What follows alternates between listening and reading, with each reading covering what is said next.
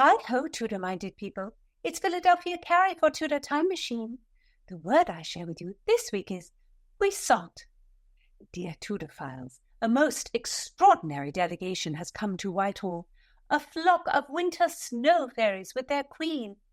Well, she is not a queen, she is a princess, but yet she is lofty. They have come across land and sea, all to be in the orbit of my most puissant and mighty lady, Queen Elizabeth. Now, this princess's name is Cecilia Vasa, and she has travelled all the way from icy Sweden.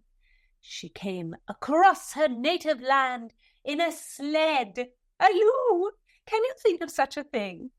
She is accompanied by an entourage of servants and maids of honour whose names are good English names made over with a Swedish twist. Brigitta, Elisabetta, Elin, Anna, and not one but two Christinas. It is up to my Jane to tell one from another, for I simply cannot bother. They made a fine entry into London, and have set the court talking of nothing but themselves. The Princess Cecilia wears a cunning little crown of gold upon her flaxen hair.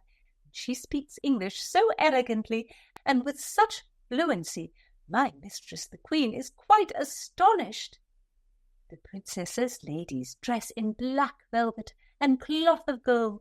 They disport themselves with the most outlandish instrument, the nickel harper, which has strings and keys, and is played with a bow and the fingers.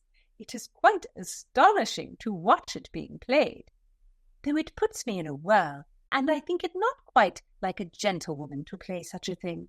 But yet these ladies-in-waiting are delightful, and though they do not speak our language with the ease that their princess does, these Swedish gentlewomen laugh and smile so cunningly. To tell true, some of my fellow ladies-in-waiting consider them a mickle too charming, and have fallen into a drumble at their being here. They whisper, hug-a-mother, that these Swedes are a troop of dissembling, jangling baggage who have come to bedazzle the gentlemen of Whitehall.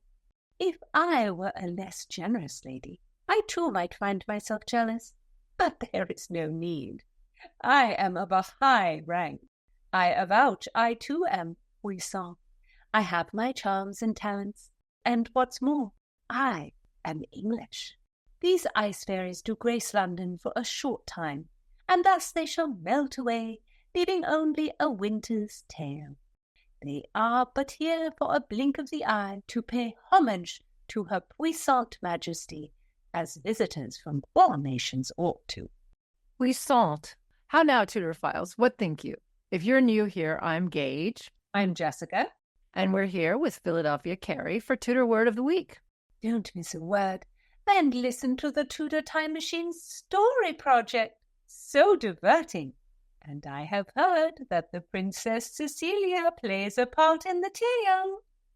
And I do bid you, pray tell a ningle, and ring the little YouTube bell like a Swedish chime. Chime, chime, chime, chime, chime. Tudor Files, thank you for listening. Every one of you has the wit of Rosalind and the heart of Cordelia. And don't be shy about writing to Philadelphia on YouTube and suggesting words, because we love hearing from listeners. So how do you spell our Tudor Word of the Week, Philadelphia? It is originally from the French, and it is spelled P-U-I-S-S-A-N-T.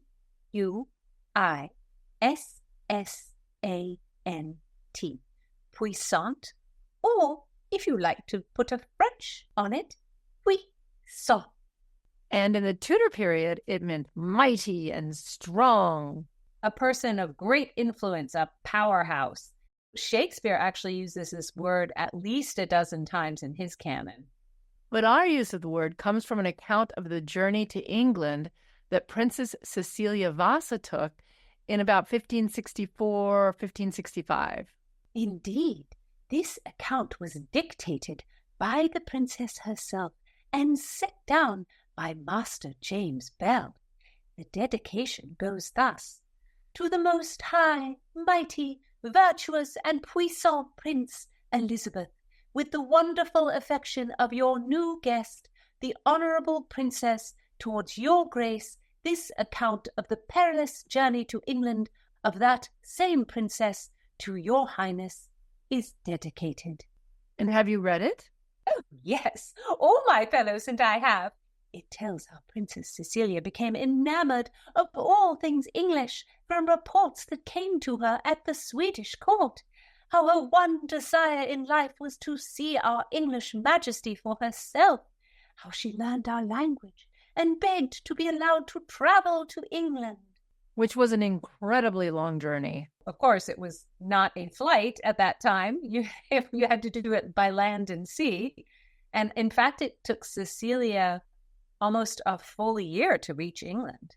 First, she went across Sweden and Denmark, and then through the Netherlands, and then she went across the Channel from Brussels. In the account of her journey, the princess says that the only thing that roused her and kept her struggling on through the snow and hostile territory and the wild ocean was the thought of meeting my queen.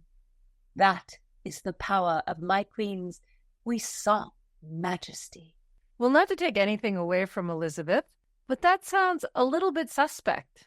Yeah, that's taking fangirldom pretty far. And from what we've read, Cecilia had some trouble at court. She was having affairs with a lot of men, and she was getting into trouble, and her father and her brothers were like, maybe we'll pack her off for a little while. The Vasas were a very powerful family at the time. Cecilia's father, Gustav, was a contemporary of Henry VIII, and like Henry, he broke with the Catholic Church and became very rich from the dissolution of the Swedish monastic houses. He also married 3 times, but unlike Henry, he did not have any of his wives executed, and his son Eric took the throne in 1560. The other thing, which is kind of remarkable, is that Cecilia had just gotten married to a lesser Germanic noble. She claimed that she said to her prospective husband, "I will marry you if you take me to England," and also got pregnant in the middle of the journey and arrived in England and had a baby 2 weeks later. And there was also speculation that Cecilia was coming as an emissary from her brother, King Eric, to try to get Elizabeth to marry him. Of course, this was the time that Elizabeth was super on the marriage market and playing around with a lot of different possibilities. I don't think Eric was ever extremely high in those possibilities, but I'm sure she said, "Oh, yeah, it sounds great," because that's what she always said. My queen might toy with this King Eric, but she would never marry him. It is said that he keeps a bevy of women in attendance, but commoners. His main mistress is a woman named Karen Mansdaughter. She is the daughter of a soldier and a peasant. She is not puissant at all. Well, if you take a little jaunt in your time machine, Philadelphia, you will find out that Eric married Karen Mansdaughter and made her his queen.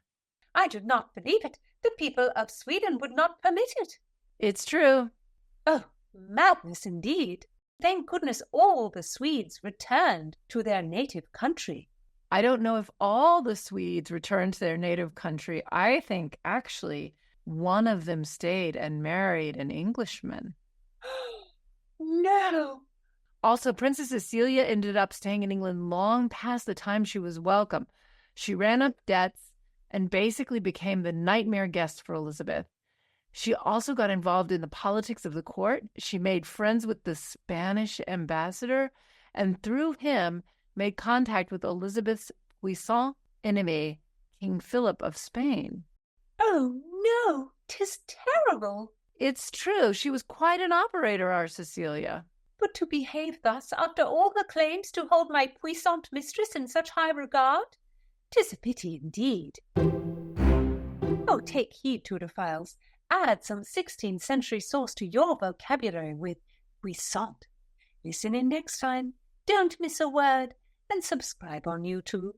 Help Tudor Time Machine become a huge presence on the web. Don't forget, give me a like.